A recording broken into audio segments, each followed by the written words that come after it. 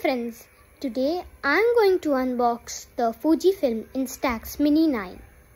So let's open it. So we have bought a Instax Mini 9 on the go box, and it contains of these three accessories.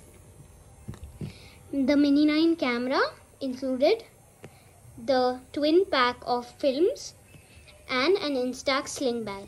With this you get 2 batteries, an instruction manual and a warranty card. So let's pry open in the box and see what's inside. Once we open the seal, we see that, wow, it's a beautiful thought. Capture the beautiful journey on the go. Wow. Let's continue with our unboxing. When we turn over, we see 3 things: the film for the camera itself, and the sling bag. So let's arrange these one by one. So first is the film, the camera and the sling bag. This box has 20 pieces of film inside it.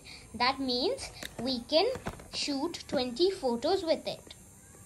Moving on to the camera, we have bought it in an cobalt blue color and it truly looks beautiful. Here is the sling bag which we can use to carry our camera and our film. Let's open each of these up. On opening up the box, we see that there are 2 manuals, one for the parts and one for a caution.